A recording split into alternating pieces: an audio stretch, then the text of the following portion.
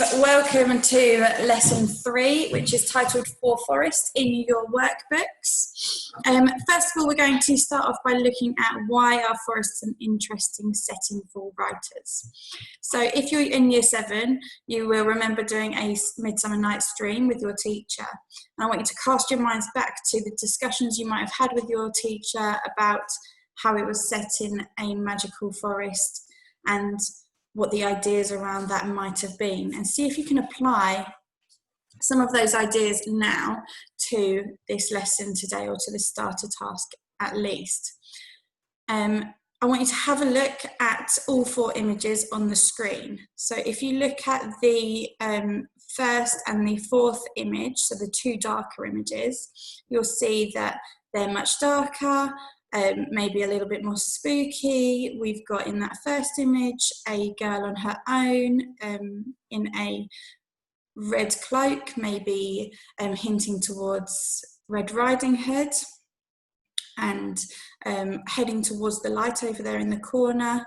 They're both very dark, maybe suspicious, creating a very dark atmosphere. Whereas in contrast, the 2 images in the middle are both very green, very vibrant. They both have the light shining in from the middle, showing a much healthier and calmer, more tranquil setting. So why do you think that forests make an interesting setting for writers? At the bottom of your screen, you'll also see that there's an extension task where it asks you to write a metaphor with a forest as the tenor. So we've been doing lots of work on metaphors and breaking them down into 3 different parts. So we've got the tenor, the vehicle and the ground, which we'll be covering later on in this lesson. But yeah, have a go at writing a metaphor with a forest as the tenor. Okay, moving on to our poet then, Grace Nichols. So she's up there on our screen for us. She was born in Guyana in 1950, and Guyana is in South America, and it's a densely forested area of South America. Now it's still got ties with the Caribbean because of its strong cultural, historical and political ties with other Anglo-Caribbean countries and the Caribbean community. So it's a good idea to keep that in mind, that being her homeland and what the Caribbean cultural influences would have had on her upbringing and on her ideas that she might be writing about. When she was 27, she moved to England. So think about that change as well, moving from that Caribbean, densely forested area, moving over to our more westernised England, and what effects that might have had. Lots of her poetry is influenced by the Guyanese culture, the landscape and the language. So if you look at our timeline, we have got lots of different examples. We've got lots of different examples of texts. Probably most notably to you would stand out as being Danny the Champion of the World by Roald Dahl, written in 1975. And we've got Grace Nichols' poem For Forest, right down here, 1994. Fairly current poem, recently written. Whereas you've just studied Hope by Emily Dickinson in the Victorian period. Both female writers, but might have different ideas. So it's something you can reflect on after the lesson.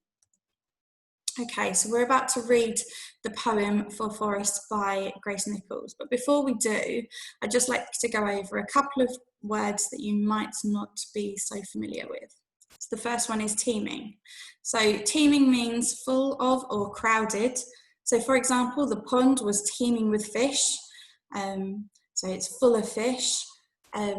Another example, the school was teeming with students. I am certainly looking forward to when our school is teeming with students again.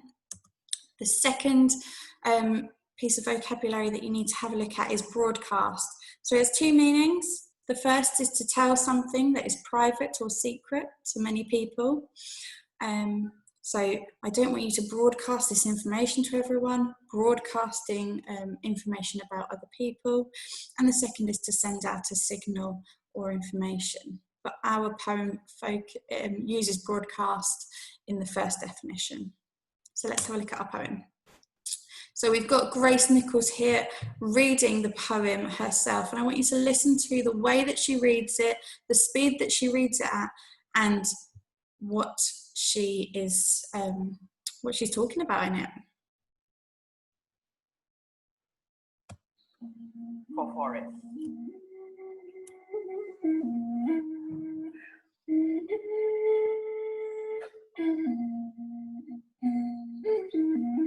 Forests could keep secrets. Forests could keep secrets. Forests tune in every day to water sound and bird sound. Forest letting her hair down to the teeming creeping of her forest ground. But forests don't broadcast her business. No, forests cover her business down from sky and far-side sun. And when night comes and darkness wrap her like a gun, forest is a bad dream woman. And when howl a monkey, wake her up with howl, forest just stretch and stir to a new day of sound. But coming back to secrets, forests could keep secrets. Forests could keep secrets. And we must keep forest. Okay, so I would really encourage you to either pause the video and rewind and listen to Grace Nichols reading her poem again, or reread the poem to yourself to help with your understanding of the ideas and the language used. Now, I've attached a link underneath to another video by Grace Nichols, and it's her visiting her homeland, and it really shows her own perspective all about Guyana, and she explains how the sights and the sounds of the rainforest were her inspiration for the poem, as well as us being able to see the real landscape that she is referring to. So I'll pop that link underneath the video once it's shared. So in the poem, Grace Nichols uses metaphor to compare the forest to a woman. So the forest is the tenor and a woman is the vehicle. Grace Nichols is saying that the forest is a woman. She is giving the forest human characteristics, and this is an example of personification. So when we give something a human personality, or we make it seem like it is alive. So just some quick sentences to see, to test your knowledge on personification. So what I suggest is that you pause the video in a minute and then I'll show you the answers. So A, the old stairs creaked as she crept up them. B, the tree groaned and wailed as its branches swayed in the wind. C, Gabriella laughed loudly at the joke.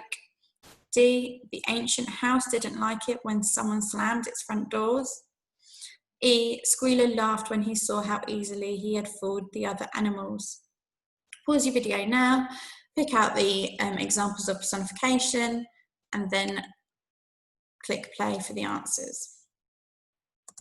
Okay, so answers are B, D, and E. Well done if you got them all correct. A does not use personification because stairs can creak, wood can creak as it gets a bit older sometimes. And C is not personification because Gabriella is a human. B is personification because trees can't groan and wail, but humans can. D uses personification because it's giving a human perspective or personality trait to the house. It doesn't like it when someone slams its front door. And E is personification because we are humanizing the animal. We're saying that it laughed when he saw how easily he had fooled the other animals. Okay, I'm going to give you some time now, if you pause the video, just to answer these questions before we get started with our analysis of the poem. And press play when you're finished answering them. Okay, so on this copy of the poem, I've underlined just a few examples of where personification has been used. Now, if you didn't get these, use these as a model to help you in the next section. So we've got that the forest could keep secrets, that she's letting down her